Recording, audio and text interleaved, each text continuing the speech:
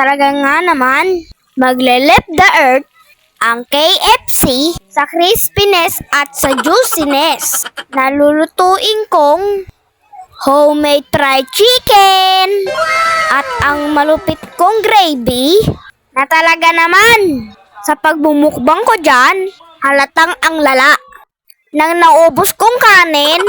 Kaya tara na, samahan nyo na ako. Kasama ko na naman ang mama kong gangster. Nandito na tayo sa Pure Gold mga kaante. Sakto, walang masyadong tao. Kumuha pa ako ng basket dyan Kukuha tayo ng buong manok. At ipapakat na natin ito. Mga kaante, kukuha rin tayo ng patis. Napakamura ng recipe, no? May kalamansi na pala sa bahay. Balikan ko na itong manok. At magbabayad na tayo. Diba ang ganang basket ko? Nakukumpute pa nga ako dyan Dalawa lang naman yung binili. Di ko tuloy. Nagamit yung skills sa math. Parang ang liit ng supot. Nagtitipid ba? Ayan nga, pauwi na kami ni mama mga kaante. Paliguan natin yung manok ng tubig para mawala ang dugo at dumi nito. Mga kaante, titimpla na natin ito. Maghiwa lang ng kalamansi, 5 piraso, at pumitpit ng bawang. Ito ang pinakamahirap sa lahat Hindi ko naman napipitpit Kaya ang ending, si mama na naman ang naghiwa. Savior ko to si mama sa lahat ng bagay. Proud lagi ako sa kanya. Shout out mama! Isa-isahin na natin. Ilagay, bawang at kalamansi. Basic na basic lang Higain mo lang ng ganyan. Siyempre ang patis. Huwag madami. Alagaan ang bato. At mabisang betchin. Isa pa mga kaante, walang sarap ang iluluto kapag walang pamintang tunay. May peking paminta sa palengke Halo-haloin natin at ibababad natin yan ng 10 years. Joke lang yun mga kaante. Meron pa pala ilalagay na itlog. Sorry! Imemekos-mekos yan natin ulit. At ibababad na lang. 1 oras. Gawa tayo ng breading. Maglagay tayo ng harina at cornstarch. Ay na bahala, bulol talaga. At imekos-mekos yan insan. At pagkatapos, magawa tayo ng malupitan na gravy.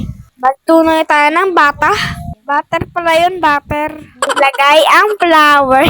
Harina na nga lang. I-dissolve lang natin yan. Dissolve. Saya wala kang itinama. Kapag ang ganyan na yung texture, just add water. Tamang dami lang ilagay, Make halo-halo like this. To achieve the perfect texture.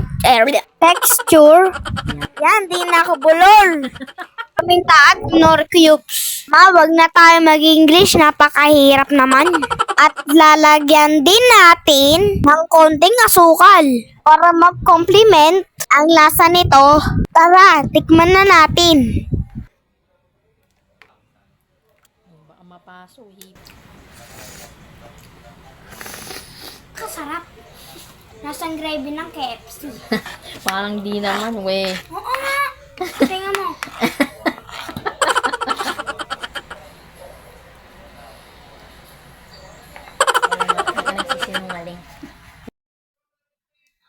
Iseset aside na natin yan sa isang bowl. Pagkatapos, ihahanda ko na ang ating ipapride. Siyempre, gawan tayo ni mama na tutorial. Ayan, ganyan nga. Siya muna, kamay niya yan. Lodi talaga mama ko At ako na, it's my turn. Sana matandaan ko na yung recipe ko pagkatanda ko. Sana wag mawala ang YouTube. Para meron ako gagayahin. Lutong vlog ni mama. Napakadali lang talaga. Buwan ng gravy at fried chicken. Hindi talaga maiwasan. Si mama ang sumingit. Kita mo yung kamay niya? Ito na naman Ayan na guys, mapiprito na tayo mga kante. Maglagay tayo ng 30 pesos na mantika at i-pray over.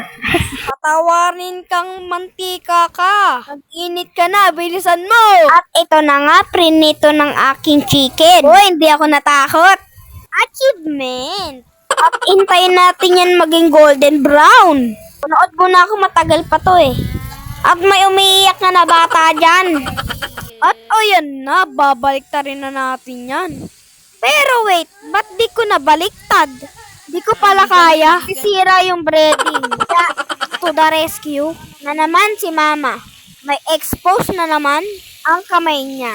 Di ko magagawa ang video na ito. Kundi talaga kay mama. Napakagaling niya mag-edit, magluto at dancer pa. San ka pa? The best, mama. Ayan na, inahahon na. Isa na lang. Naahon. Yun, nakuha ko rin. Nabulol pa, konti na lang. Luto na. Kakain na tayo. Ito na guys, magpa-first bite na tayo. Ang lambot ng chicken.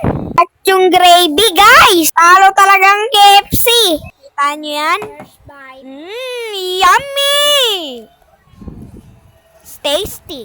Masarap pala yung kain ko dyan, guys. Sabi kong nakain, promise. Mga kaante, magluto na din kayo nito. O sa batang katulad ko, yakang-yakan nyo rin ito. Sobrang sarap, sobrang dali, at sobrang mura. Kakakain ang buong pamilya. Ayun lang po mga kante. Sana nagustuhan nyo ang vlog ko. Follow nyo po ako para sa susunod kong vlog. Para maging updated at makapanood. At para kumita naman ako.